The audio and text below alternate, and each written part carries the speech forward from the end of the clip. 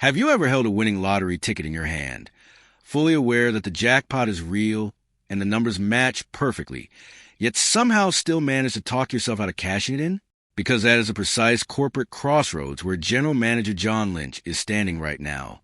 And the decision he makes in the next 3 weeks regarding Mac Jones could either inject a blue-chip prospect into the San Francisco 49ers championship infrastructure or leave an appreciating asset to expire worthlessly at the end of a contract year, generating absolutely nothing for a franchise that desperately needs every competitive advantage it can manufacture. The doors of our war room are sealed. The draft value charts are spread across every available surface. The quarterback market analytics are running at full processing capacity, and we are about to conduct the most forensic, financially precise audit of the Mac Jones trade landscape that this platform has ever produced, because the difference between recognizing genuine market leverage and failing to monetize a rehabilitated asset is precisely the difference between championship rosters and perpetual almost-ran franchises.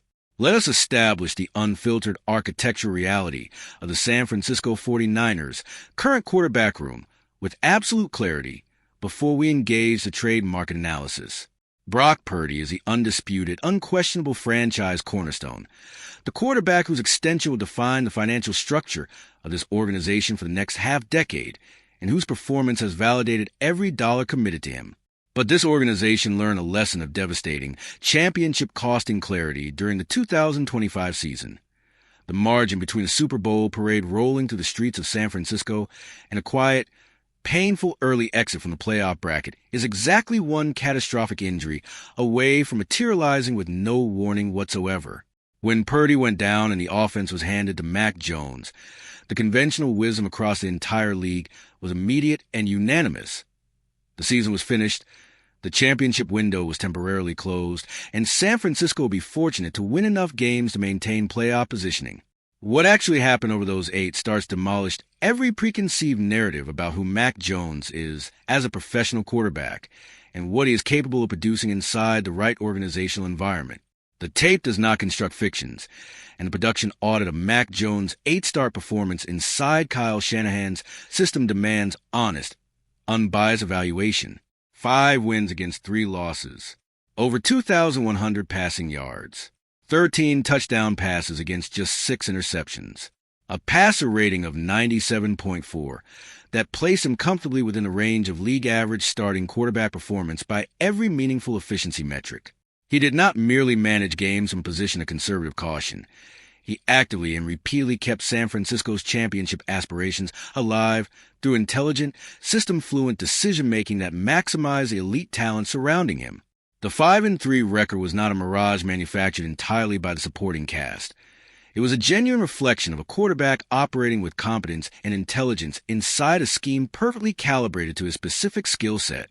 This performance record is a foundation upon which the entire trade proposition rests, and it is a foundation built on real, verified, recent NFL production rather than the speculative projections that typically drive backup quarterback transactions.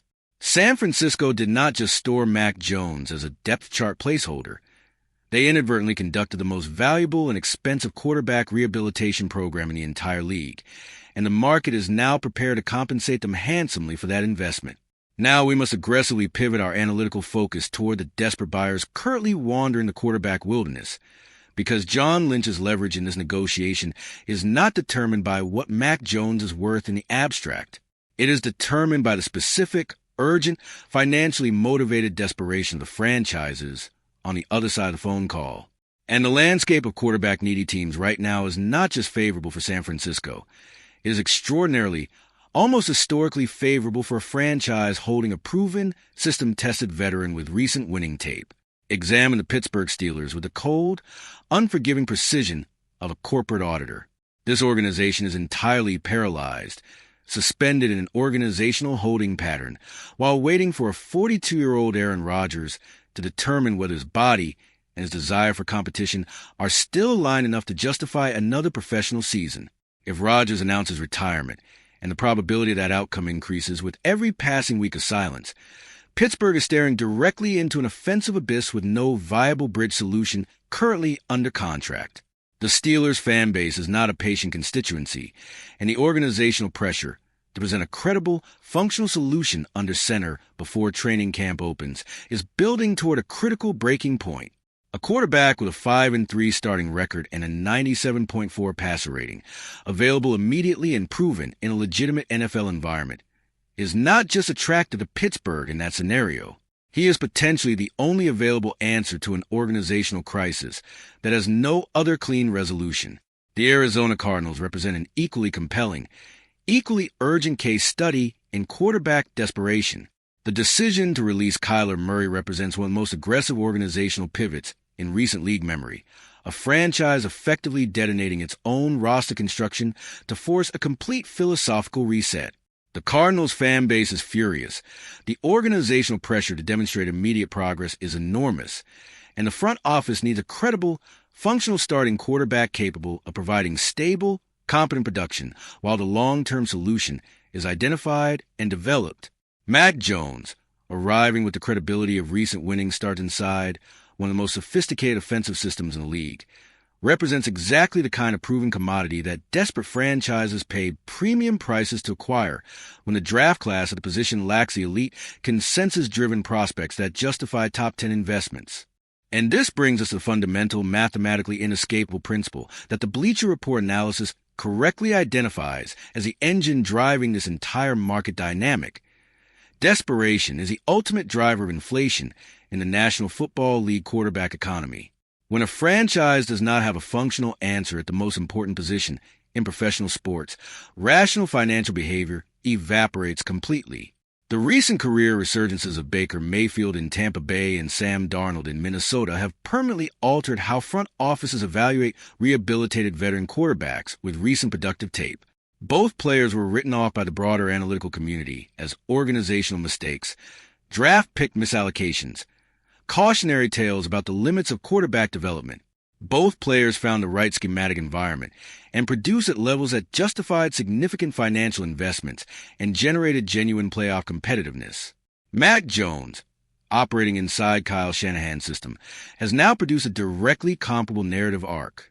He was discarded by New England as a failed high draft pick investment, written off by the analytical community as a proven organizational mistake, and then systematically rehabilitated by the most sophisticated offensive architecture in the modern game.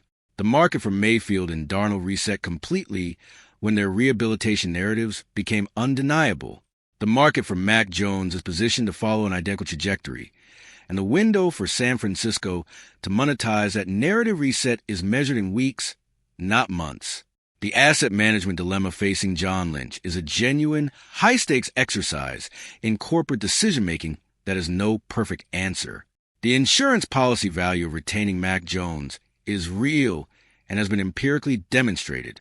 If Purdy suffers another significant injury, San Francisco knows with certainty exactly what Jones can produce and how he functions inside the system.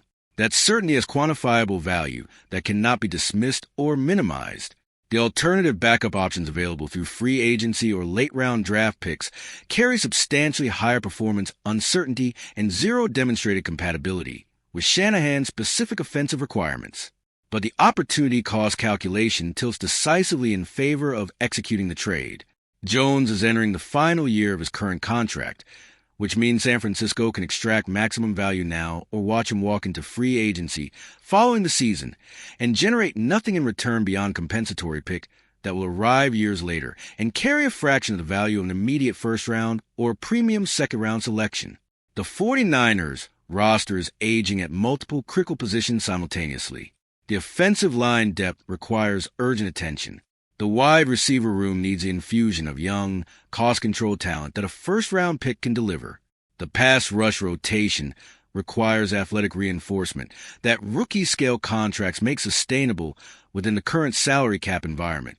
A late first-round pick acquired through the Mac Jones trade does not just represent a single-player addition. It represents 4 years of cost-control production at a position of genuine need. The kind of cheap, talented contribution that allows John Lynch to allocate the cap space freed by Jones' departure toward veteran reinforcements at other positions of urgency. The multiplication effect of a first-round pick in the hands of a sophisticated scouting operation like San Francisco's is substantially larger than the straightforward math of one player replacing another. The corporate verdict from our war room is delivered with complete analytical conviction. If the phone rings inside the Santa Clara offices in Pittsburgh or Arizona, is prepared to surrender a late first-round pick or a genuine premium second-round selection. John Lynch must execute that transaction without hesitation or sentimentality. San Francisco rehabilitated Mac Jones, extracted the necessary wins, validated his capabilities under genuine competitive pressure, and has now created a market opportunity that a disciplined, forward-thinking front office cannot afford to leave unexploited. The draft is 3 weeks away. The smoke screens are intensifying, and the window for maximum leverage is narrowing with every passing day. Flood those comments with your executive verdict right now. Is John Lynch leaving franchise-building ammunition on the table by holding on to Mac Jones through the draft, or does the insurance policy value justify passing on the trade market? Destroy that like button to force the algorithm to deliver this level of financially literate analysis to every Niner fan who deserves better than surface-level roster coverage. Lock in your subscription immediately because every transaction wire movement, every quarterback market development, and every front office bluff leading into draft weekend will be audited and dissected in this war room with the precision this championship fan base demands.